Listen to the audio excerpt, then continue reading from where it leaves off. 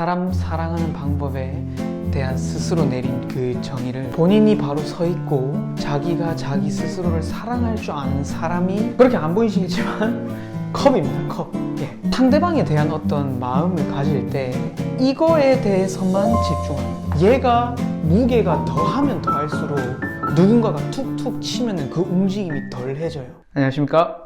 스튜디오 현재계의 채널 주인입니다. 오랜만에 다시 스피치의 흔적으로 돌아왔습니다. 사랑받는 것을 싫어하는 사람을 찾기는 좀 어려웠습니다. 사람은 사랑을 받기를 원하죠.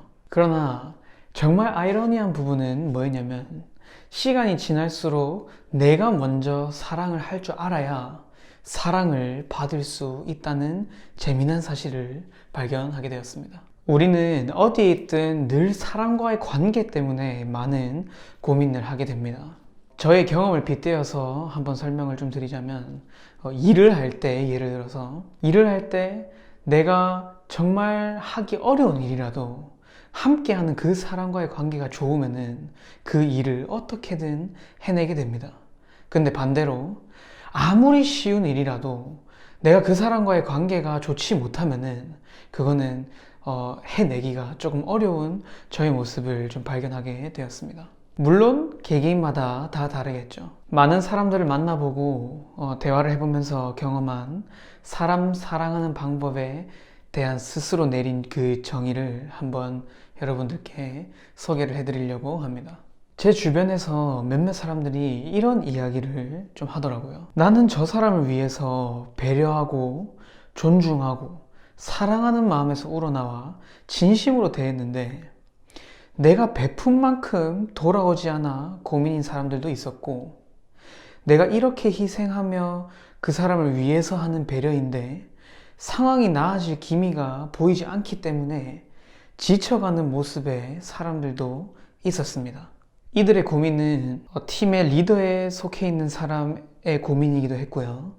친구 간에 이런 관계 문제가 있는 사람의 고민이기도 했고, 또한 개인이 팀을 향한 혹은 팀이 개인을 향한 등등 여러 사례들이 좀 있었습니다. 그렇다면 흥미로운 사실이 뭐냐면 저 사람이 베푸는 사랑, 배려, 존중이 본인이 스스로 챙기면서 베푸는 그 사랑인지 아니면 스스로 챙기지 못하면서 베푸는 그 사랑, 배려, 존중인지 그 상대방, 그러니까 이제 그 사랑을 받는 그 상대방은 그거를 느끼더라입니다. 본인이 바로 서 있고 자기가 자기 스스로를 사랑할 줄 아는 사람이 행하는 사랑, 배려, 존중이 그 관계가 오래 지속이 되고 훨씬 더 그 관계 발전이 일어나더라입니다. 말이 조금 어려웠습니다. 그래서 제가 오늘은 특별히 이 화이트보드에 한번 이렇게 그리면서 제가 느꼈던 거를 여러분들한테 한번 설명을 해보겠습니다. 그렇게 안 보이시겠지만 컵입니다. 컵. 예. 제가 카페에서 어떤 한 사람과 대화를 하다가 그분의 고민을 듣고 그 자리에 놓여있던 컵을 가지고 제가 비유를 했었는데 그 비유와 설명이 굉장히 좀 마음에 들었어 가지고 이렇게 한번 해보려고 합니다. 그 사람의 고민이 그랬습니다. 나는 그 사람을 사랑했는데 그 사람은 내가 한 거에 비해서 돌아오는 게 없었다. 그래서 제가 이제 그 우리 빨대 비닐봉다리 있잖아요. 그러니까 이제 이거죠. 이렇게 제가 놔놓고 이렇게 했었습니다. 그러니까 결국에는 이 사람이, 자 여기가 A라고 칩시다. B입니다. A라는 사람이 B라는 사람한테 이제 사랑을 베풀었어요. 근데 본인이 준 그 사랑에 대한 게 있었는데 본인이 준 것만큼 돌려받지를 못해서 이제 이 사람은 지쳐가는 거였죠. 그래서 제가 물었습니다. 너는 이 사람한테 베푼 그 마음이 정말 네 스스로를 한번 되돌아봤냐? 되돌아봤답니다. 네가 네 스스로를 사랑을 먼저 했냐? 네가 네 스스로를 먼저 챙길 줄 알았냐? 그러고 나서 이거에 집중을 한 거냐? 에 대한 질문을 던졌죠. 재미난 사실은 뭐였냐면은 사람들은 상대방에 대한 어떤 마음을 가질 때 이거에 대해서만 집중을 합니다. 자기가 이 사람한테 뿜어져 나오는 이 마음, 이 과정, 이 라인에 대해서만 생각을 해요. 근데 저는 뭐냐면 이거는 중요한 게 아니더라입니다. 본인이 본인을 조금씩 이렇게 채워간다면, 자, 이게 물입니다. 채워가고 나서 이거를 베풀어야지 이 사람한테서 이것들이 들어가가지고 얘가 이렇게 흘러나와 다시 오게 되더라 입니다. 근데 우리가 여기가 텅텅 비어 있으니까 내가 아무리 이걸 뻗어봤자 여기 들어갈 게 없는 거예요. 무슨 말인지 이해하셨나요? 그래서 자기 자신을 먼저 가다듬고 본인을 채운 다음에 얘를 뻗어라. 그러면은 이 사람은 얘를 다시 뻗게 될 것이다. 그러면서 이 물이 계속 흐르겠죠. 맞죠? 근데 웃긴 게 뭐냐면 그 사람이 물었어요. 근데 내가 스스로 이렇게 채워도 나한테 돌아오는 거는 진짜 계속 이렇게 툭툭 건드는 화살들밖에 없더라. 칼 같은 툭툭툭 화살. 그래서 제가 그랬죠. 여기 이 과정에 대해서 신경을 안 쓰고 네가 네 스스로 이 자기 잔을 계속해서 채워가겠다는 그 마음을 가지고 있으면은 얘가 무게가 더하면 더할수록 누군가가 툭툭 치면은 그 움직임이 덜해져요. 내가 이게 가벼울수록 누군가가 툭툭 치면 밀려나가기가 더 쉽겠죠.